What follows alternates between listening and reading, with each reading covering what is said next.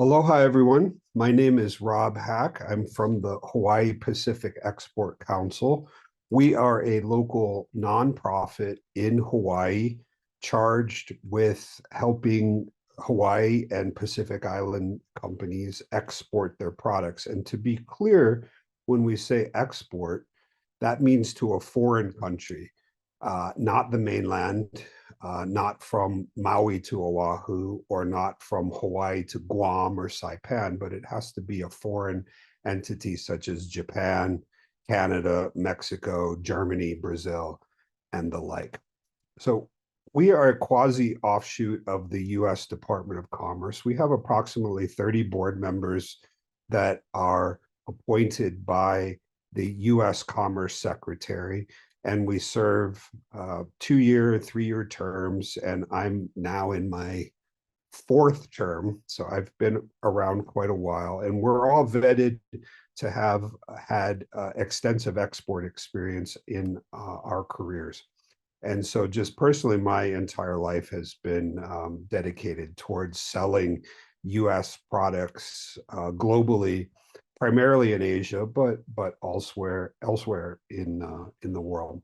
I bring up our YouTube channel here, and the video that you will or the webinar that you're attending soon will be recorded, and I'll edit it slightly and upload it to our YouTube archive here at HPEC on YouTube, or you just go to YouTube and search for the Hawaii Pacific Export Council, and you'll see nearly 100 videos going back several years of recordings of these types of events.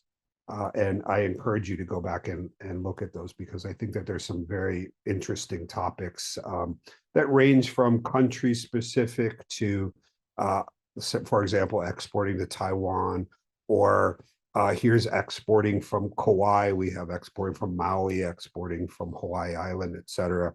Finance issues, logistics issues, et cetera. So we're very fortunate that we're able to put on this series of webinars and perform one-on-one company export mentoring sessions, because every year we receive a grant from DBEDT that allows us to do that. And we'd like to thank DBEDT very much for that. In turn, DBEDT receives some funding from SBA in Washington, D.C. And of course, we'd like to thank SBA for that. With that, I'd like to turn the microphone over to Jamie Lum from DBEDT. She manages the export activities at the DBEDT side, and we work very closely on this HiSTEP program every year. HiSTEP 2024, Jamie, correct me if I'm wrong, but I think we go back, we started at HiSTEP 2017, maybe? That's actually, we've been, HiSTEP program has been around for about 10 years now. Wow. Yeah. Goes back so that's great. And so Jamie's going to spend a few minutes and just explain generally about the HiSTEP program and what's going on for HiSTEP 2024. And then I'll be back to continue the conversation about international trade shows. Mahalo, Rob. And aloha, everyone. And thank you for joining us on this session regarding international trade shows. So I'm Jamie Lum with the Department of Business, Economic Development and Tourism. And as Rob has already said, we do receive a grant for the state of Hawaii to help support export development for small businesses.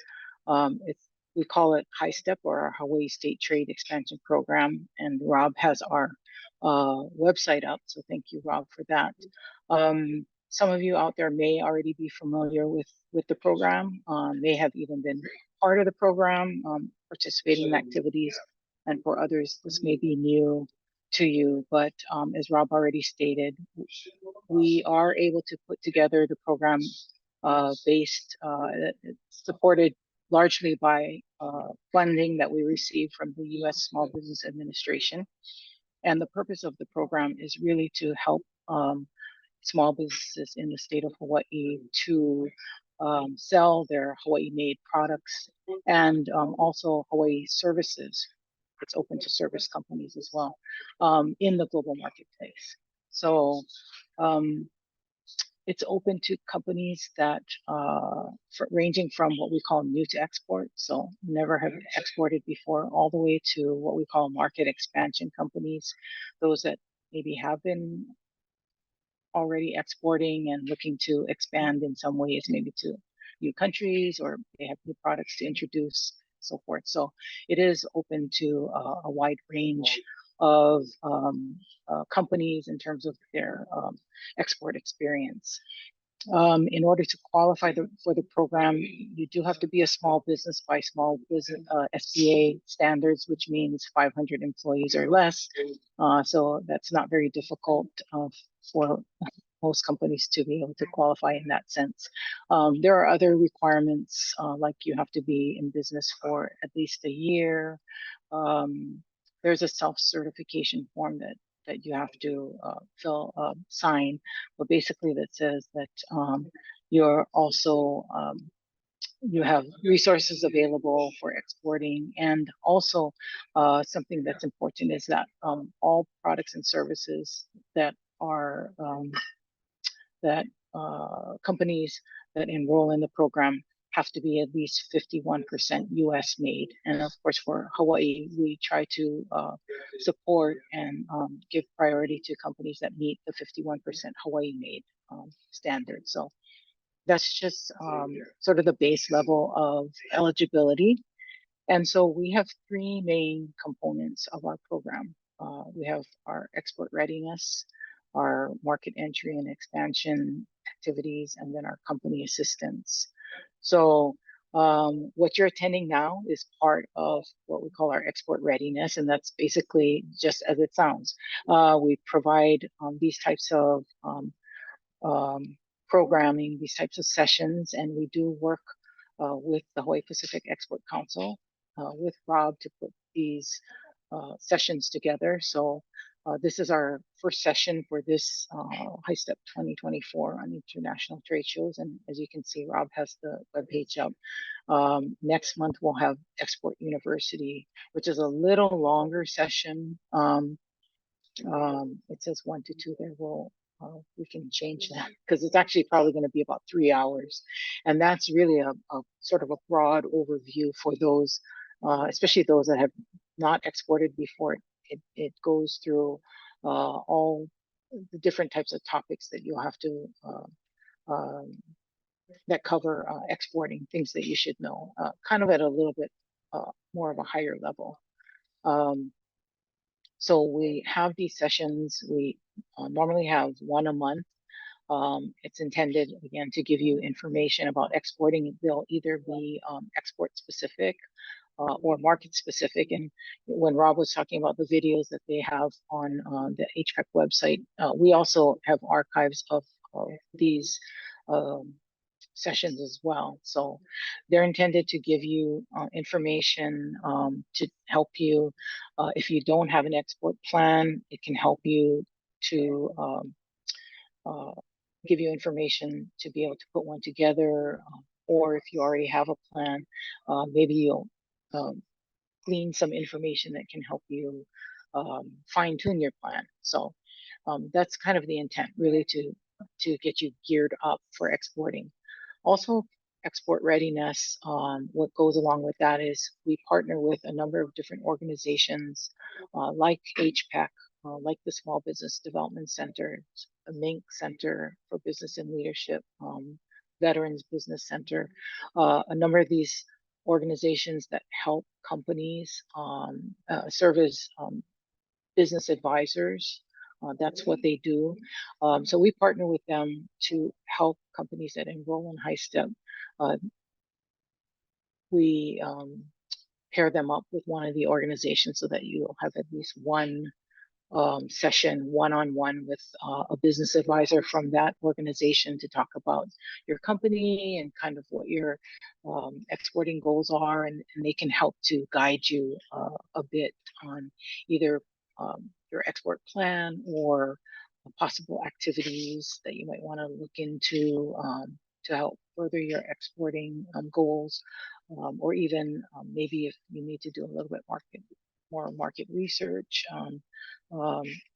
They're just a good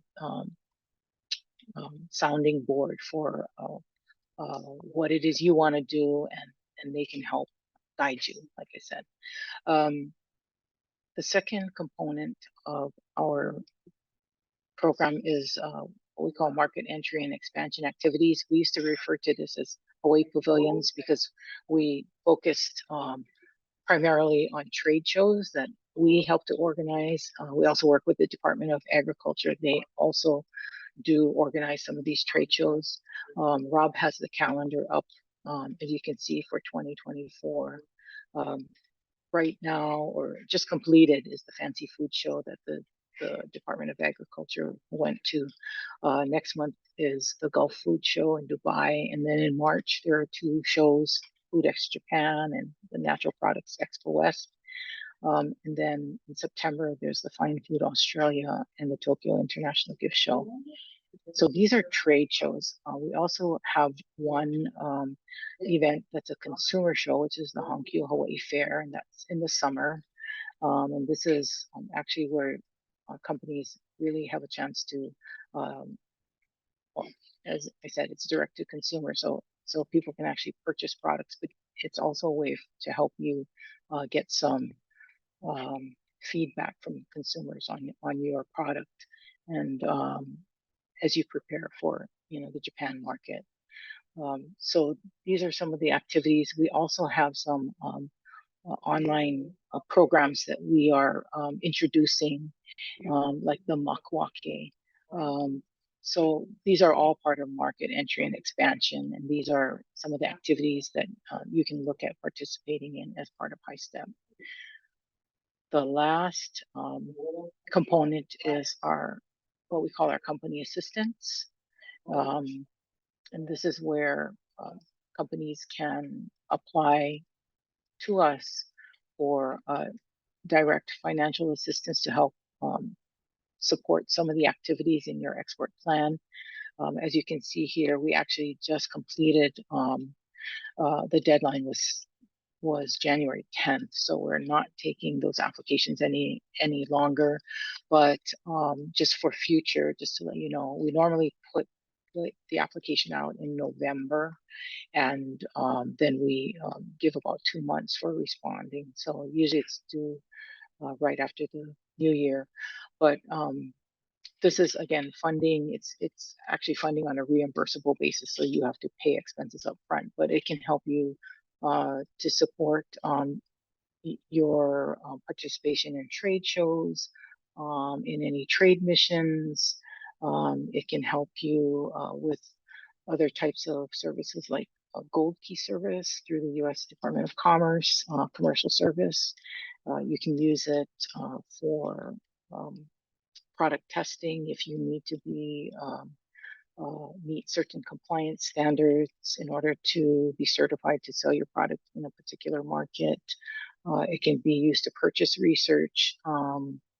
It can be used for also travel expenses, airfare, I should say, specifically airfare, to any trade show or any of these trade missions that you might participate in. So there are a number of things that the funds can be used for. So in a nutshell, that's what the program is. Where you would start is by registering. And when you register, there's no cost to register, and there's no obligation for you to participate in any of the events or any of these activities. It basically, we want to get some information about your company, and whether you're new to export, whether you're a market expansion, and we use this information to then partner you or assign you to one of our partner organizations, so you can have your business advising session. So if you have any questions, you can always reach out to me, but this is our website here, invest.hawaii.gov, under exporting, and I'll turn it back to Rob, but thank you again for attending today. Aloha. Thank you very much, Jamie. I think the HiSTEP program is wonderful. I see constantly companies in Hawaii benefiting from it.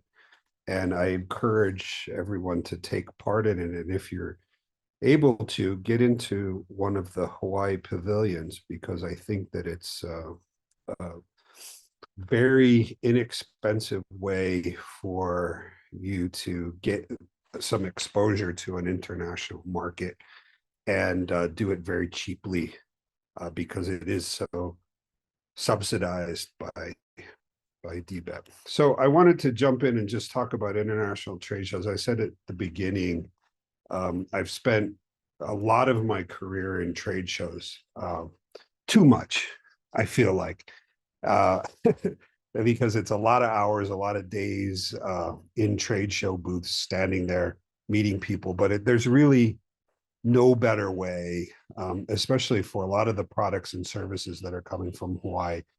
There's just no better way to get out and meet customers, but also learn about the market that you're trying to get involved in by attending a trade show. I put up this QR code here. I'm going to go to presentation mode. I put up this QR code and I welcome you to scan it, because one thing I want you to get used to internationally, particularly if you're going to start working in Asia, exporting to Asia, is get used to these QR codes. You can scan this QR code until I go to the next slide, and it'll take you to a folder on Dropbox where you can download this presentation. So I wanted to sort of get you used to this QR code concept, and you can download the PDF of this presentation and go along with me. And if anybody needs any help about generating these QR codes, let me know later by email or text, and I can show you how to do it. It's very easy. Every Mac or every PC or iPhone has free apps that you can download, generate these QR codes. And if you start doing things in Asia, you'll see these QR codes are everywhere, and they're a great asset to the international marketer, because you're able to put them on your business cards, on your literature, what have you. I'll show you. I usually put them on my business card, but I wanted to share with everybody a trend that I see as taking off are these NFC or near field communication cards, basically RFID card.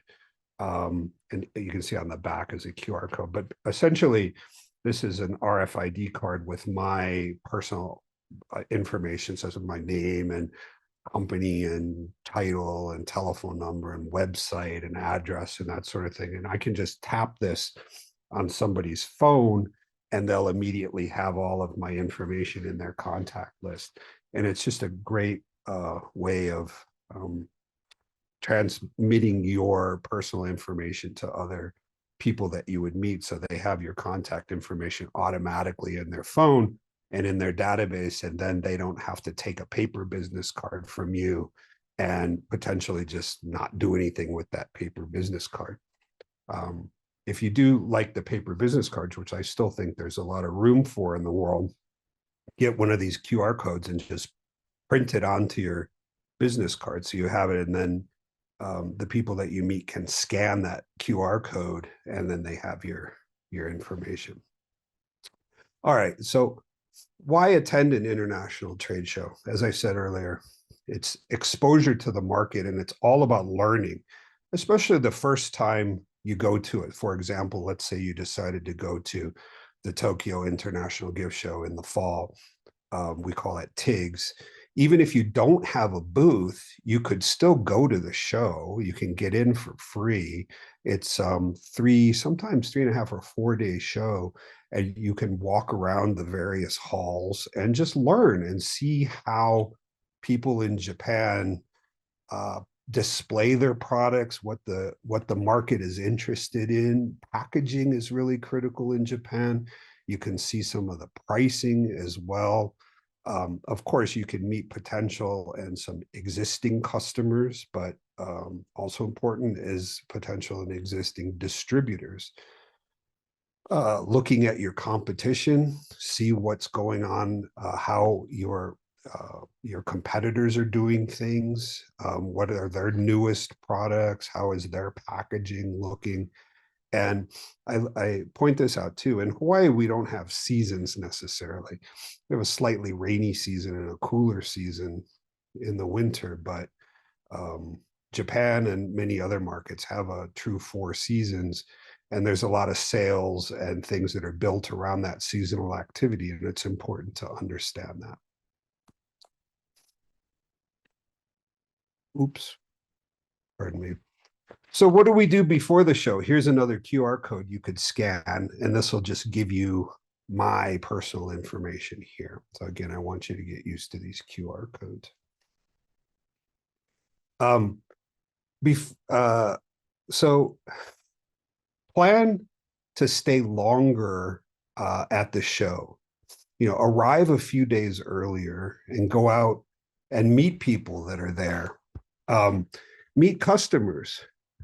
Set some meetings before you go to the show. And getting to the show, if you arrive the night before the show, you're going to spend the next 3 or 4 days jet lagged and crabby.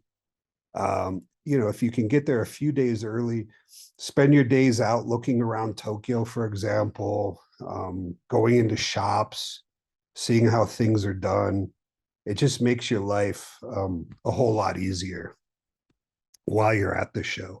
But make some plans ahead of the show to meet people ahead of time, call them ahead of time, contact all the various stakeholders, posting to social media ahead of time. I think that's really important. Telling people about the show. Look for commercial service staff, the American Chambers of Commerce. Set up appointments with all these people ahead of time. So when you get to the market, you have people to talk to. Locate the on-site show management, people who can print things for you, the supply store, where's the coffee, where's the food, where's the restrooms. These things are really important to have a successful show. Set up a database ahead of time so you can fill it out with the correct information that you collect during the show. Here I talk more about, of course, the QR codes and what have you. Check ahead of time for the market that you're going to, what the power is like, what the power requirements are. Most of the shows that you'll attend outside of the US, the power at the booth is 240 volts, whereas we're used to 120, 110 in the US. So just double check that the electronics and things that you're taking can handle that. And of course, that you have the correct adapters and that sort of thing. I think you should have at least 500 business cards with you. That's typically a couple of boxes. I found that if you're going to take the business cards, you can get really good deals by printing them at Costco printing or Sam's Club printing. You can get like 1,000 cards for $30 or something. It's a very good deal. Know the dimensions of your booth. That's critical. Of course, in the US, the standard is roughly 10 feet by 10 feet. That translates internationally to 3.3 meters by 3.3 meters. However, that's not always the same. Some booths are 3 meters. For example, TIGs, I think, Jamie, you could chime in if you know, but I think the TIGs booths are a little bit smaller and a lot of people just get half a booth. So just know what that is and know what the wall measurements are. And is the booth have its own lighting? Are you paying for that? Is carpeting included? Because sometimes you have to get that separately. I know if you get into one of the Hawaii pavilions, that's all taken care of for you. But if you're going to a show on your own, you need to understand these things. Sorry, Jamie, do you have any comment on the size of the Oh no, booth? I believe it is 3 meter by 3 meter, and Yeah, you're I think right. so. Normally, HiSTEP does help to subsidize certain standard furniture and carpeting and things like that.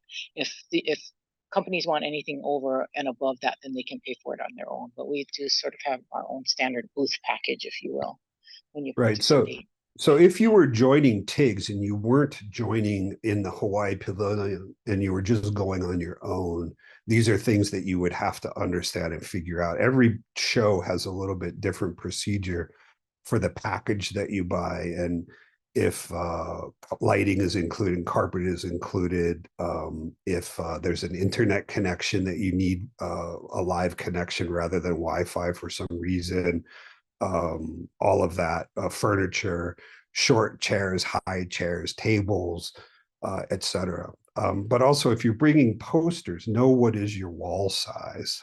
I say here to get used to metric, because the truth is, once you get outside of the United States, even somewhat in Canada and certainly in Mexico, that everything is done on the metric system. So if we print a piece of paper in the United States like this, it's 8.5 by 11-inch paper. But once you go outside of the US, really except for Canada, everything is on what's called A4 paper, which is different dimensions.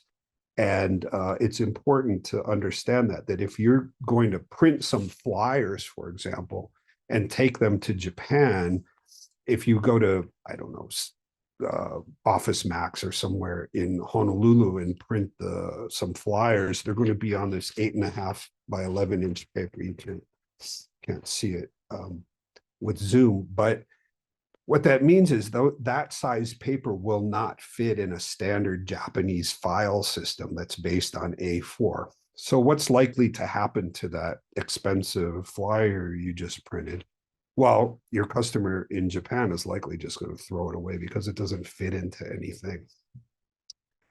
Put your PDFs and all those types of files in an online drive, like I just did for this presentation to you. You can then download it easily, and your customers can have it in PDF on their computers, their iPads, their phones, or what have you. They don't have to necessarily have the paper.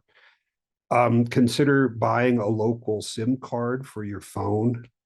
At the airport, you can either get a hard SIM card, a physical SIM card, or there's eSIMs, which are virtual. That works very well, and it can save you a lot on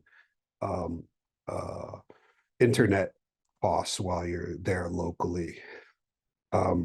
Figure out who's coming to the booth, who's going to be manning the booth, staffing the booth, and work that out with your local partners, distributors, translators, your own staff. If you have a couple or more people coming to be in the booth, work it out so that you can all have a break and save your feet and your calves, and have restroom breaks and food breaks and drink breaks, and be able to walk the show and see what other people are doing and what the competition looks like, and make sure everybody gets time to do that.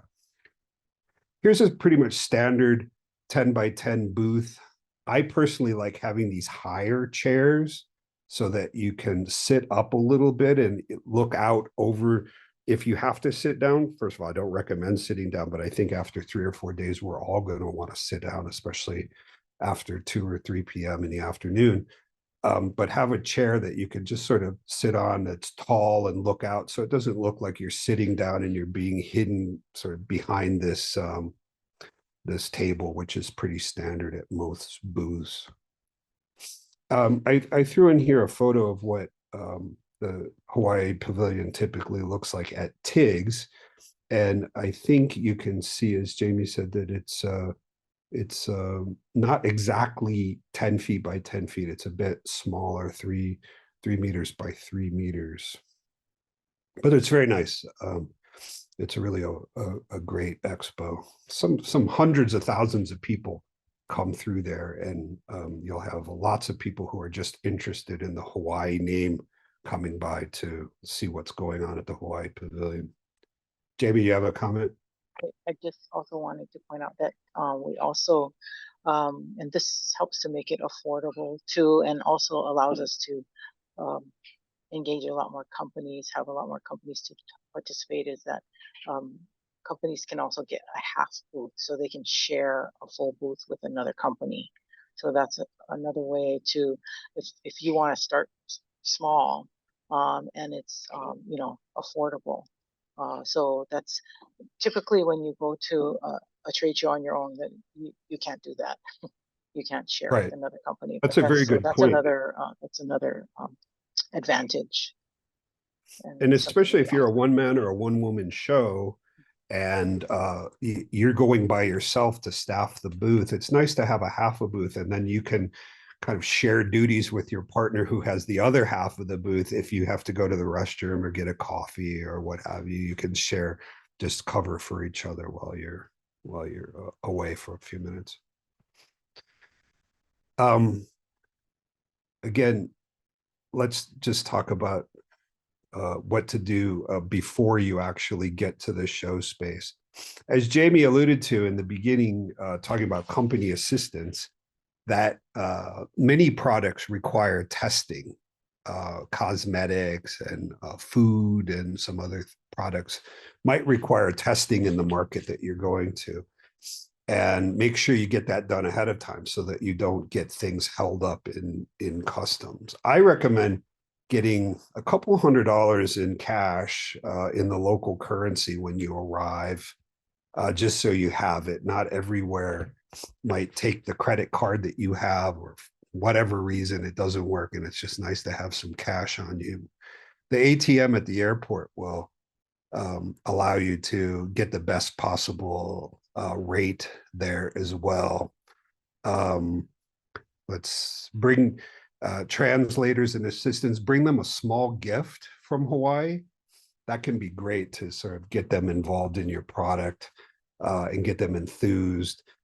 Find out ahead of time when the show actually opens for booth setup and get there as early as possible, because it seems like during the setup procedure, there's always problems, unforeseen things that can happen in getting things set up.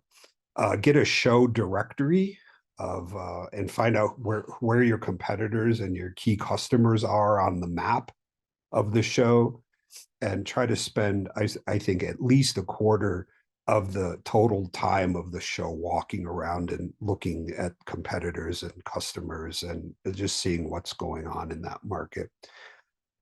Make sure to pack supplies to ensure that you're able to get the booth well, certainly set up, but after the show, you're able to pack it up and ship it back to Hawaii or wherever your materials are going on to next, and create a pack up checklist for your staff or your agent or distributor in case you are not there for the last couple hours of the show. If you have meetings with customers offsite or whatever, make sure your staff know how to pack up the booth well. And there could be also, well, we'll get to that part later. During the show. So one of the pet peeves that I have now, I'm going to skip ahead to this one and then I'll come back. This is what I see at trade shows constantly now. This is actually from a trade show booth of a company.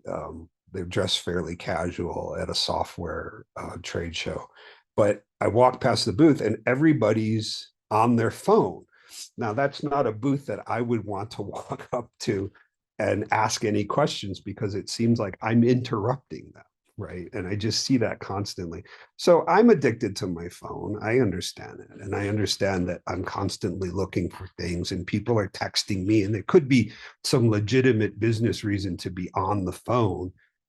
However, it just doesn't look good, right? So try to stay off the phone as much as possible, and making eye contact with people who walk by the booth and smiling and being friendly and approachable. Look approachable and try to get people to come into the booth and show them what it is that you have available to market.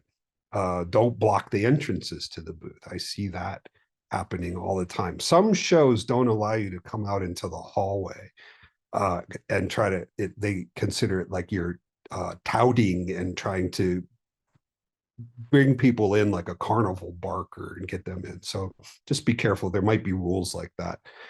I've seen that a lot in Japan. Stand as much as possible, not sitting. dress appropriately and professionally. I think as people from Hawaii, we can certainly wear aloha shirts and aloha wear that goes over really well pretty much anywhere in the world. But make it look good, and you're trying to represent your product and service and company, so you'd like to be to put out as professional an image as possible. Shoes are hypercritical. Great shoes for a trade show are uh, it's sort of the foundation of your mental health at a 3 or 4 day trade show is going to be how comfortable are your shoes. And I think generally ladies have that a lot worse than men do, because a lot of ladies I see are trying to wear very high heels for 3 or 4 days in a row. And I don't know how they get away with it, but it just seems to me it would be very, very uncomfortable. So just keep that in mind, have really good shoes. And I think if you do it properly, like I said, you're going to walk around a lot. And so it's not just standing, but it's, you should put on a mile or more, 2 miles walking around the show during those few days. I talked already about the mobile phone and the laptop. I think it's obvious, but there will be dead time during the show when things are a little slow. And that's when you're going to be likely to want to check your phone and check your computer and do that. And just do it quickly. And remember to keep your eyes up and looking out at the audience and potential people who could walk by.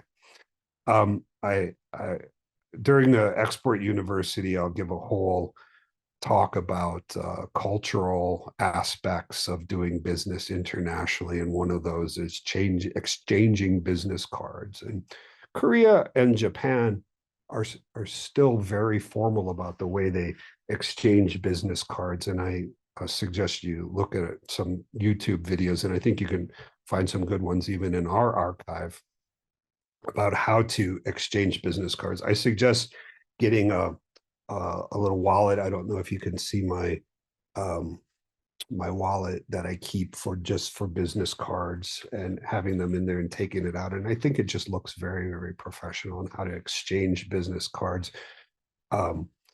Typically outside of the US, people take business cards more seriously than we do in the US.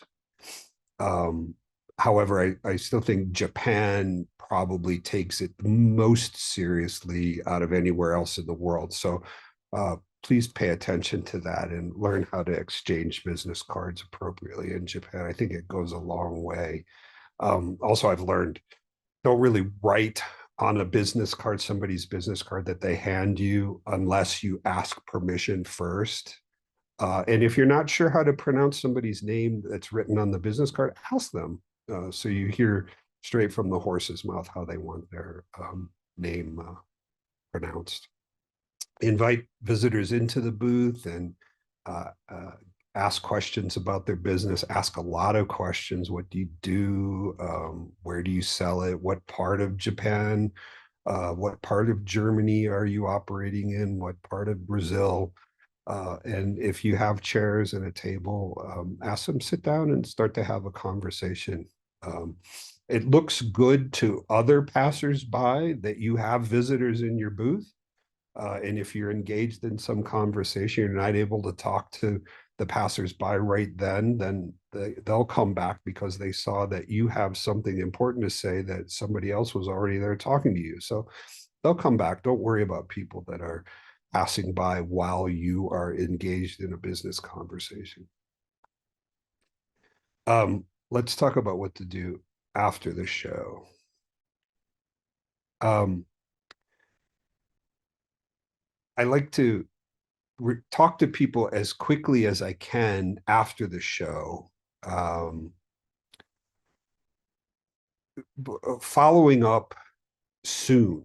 And I think if you really have your act together, let's say it's a 3-day show, Tuesday, Wednesday, Thursday. Tuesday night, you should be able to send an email out to the few key customers that came by the show that day.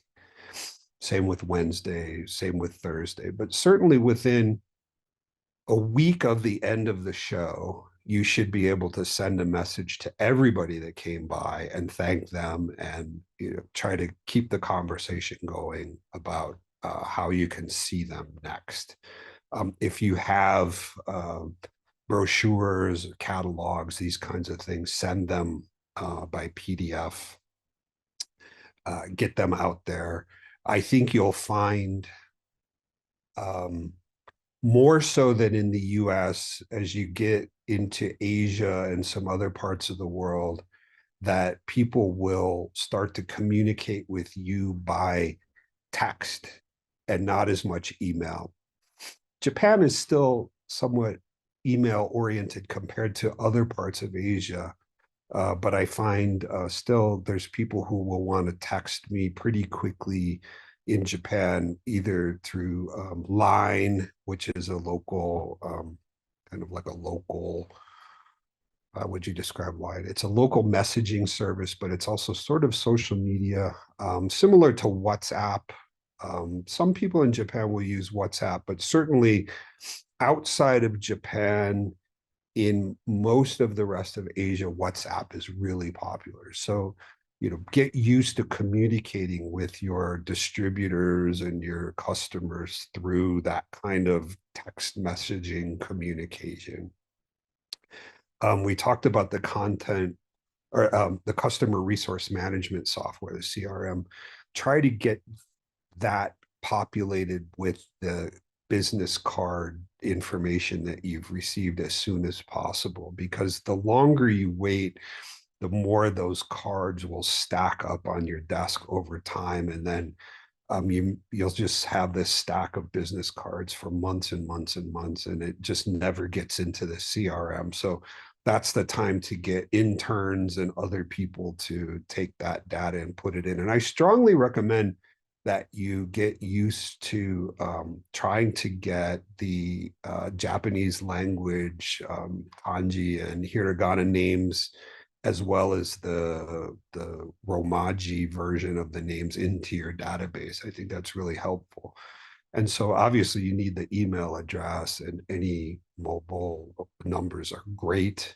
Second to that is just a general business number. A physical address certainly is helpful, but I think in the modern world, certainly an email address and a mobile number are the gold standard of data that you can have for a potential client.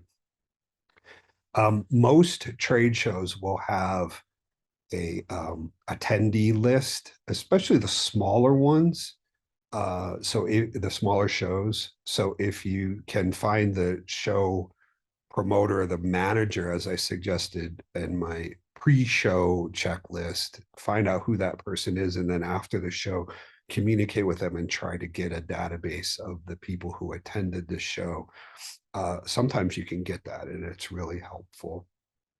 And again, communicating with these customers that you met, potential distributors, communicating with them as much as possible and as soon as possible for the 2 weeks, 2 months after the show. I think that that's really helpful. And then try to develop a system where you're working on quarterly newsletters and getting those out to customers.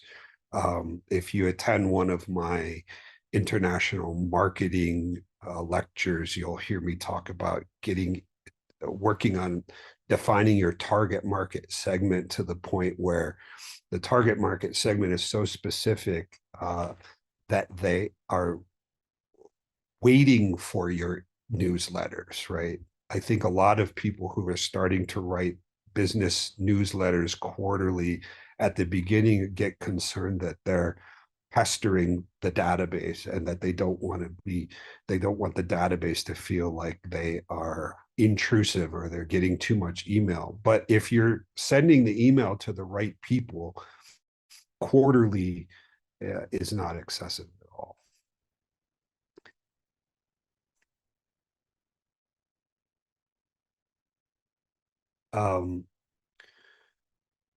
As I said at the beginning, I'd like our Hawaii companies to get to the show early. at least a few days early and get out into the market and get over the jet lag for one thing.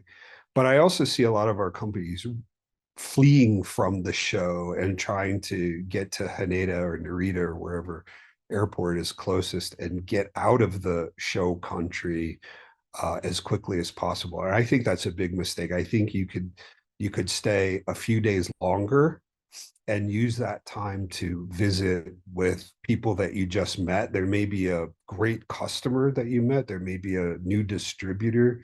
And if you strike while the iron's hot and you're still in market, I think that that's the best way to do it and not necessarily run off and try to get back to Hawaii as quickly as possible. If you like the show and you think you'd like to attend next year's event, go to that show organizer and try to pick the spot that you think is best. And a lot of shows will have that opportunity for you to come and sign up and get a choice spot for the next event. If you found translators that were particularly helpful, then get their contact information and use them again next time. They like that. They like representing products that they've used before and representing people that they know and like, and it's easier for them. And then I think it's better for you because they already know your product, and next year they'll be even better at it. You may have some products left over. You could certainly, if you have a distributor or you found a new distributor during the show, you can leave some of those products with them. You don't have to ship it all the way back. That'll save you some money as well. There could be some very detailed paperwork depending on your products and depending on what market you're in. You may have some paperwork involved in shipping your product back to Hawaii if that's where the next destination is for your goods that you took to the show.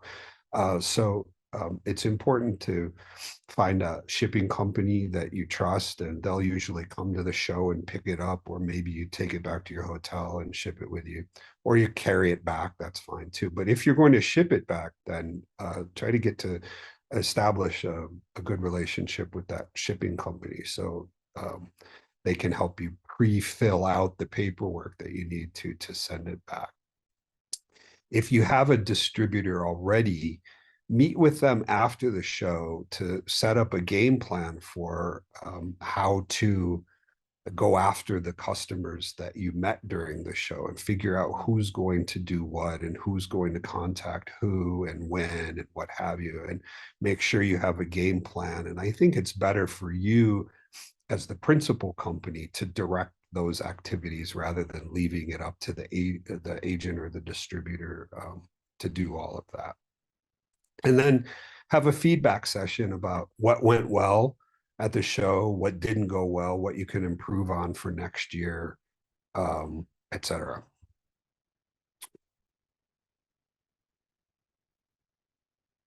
Yeah, and I say again, get out and visit the stores. If you're, for example, if you're going to the Tokyo International Gift Show, you stay a couple days longer, go to Ginza, go to Shibuya, go to Shinjuku, look around, just walk around, go into the stores, Tokyo Han's, any of those types of stores, and see how things are packaged, see how they're displayed, see how they're priced, see how the consumers are reacting to them. I think it's invaluable to have that experience while you're in the market and not just sort of running away and trying to leave the market as quickly as the show is over. That's all I have for this episode of International Trade Shows. If anybody has any questions, type them into the Q&A. I do see that there's one question for Tiggs. We shared about the Hawaii Pavilion. Can you share more about this and how to be a part of it? Of course. I think, Jamie, you could chime in, but I know typically it's Marlene Hiraoka is the the key contact is, will she be for this year also? Yes, she will be. So we usually begin recruiting in April or May. So we'll have information up on our website about it. And then if you've registered for HiSTEP, you'll receive, we send an email out with all the information about the deadlines to sign up, how much it's going to cost, etc. What to expect in the show. So you'll be receiving that.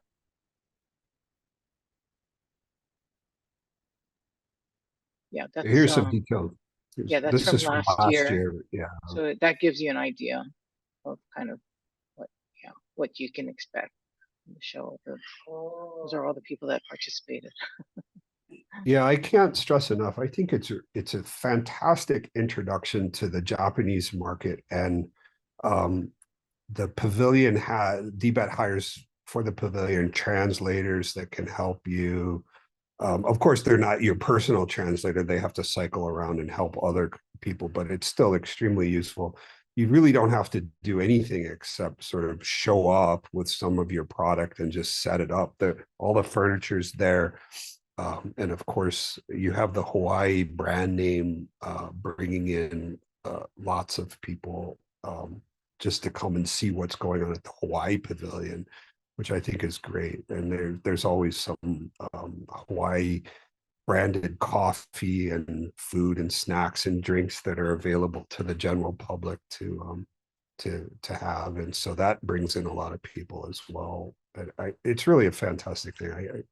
I can't stress it enough that if you're new to exporting, look at these pavilion activities, and if you're market expansion, you can certainly look at these too. But there may be trade shows out there in the world that DBET does not purchase pavilion space at. In fact, I'd say there's very likely some very targeted trade shows that are very specific to your business or product and service that would be super specific to you and very helpful.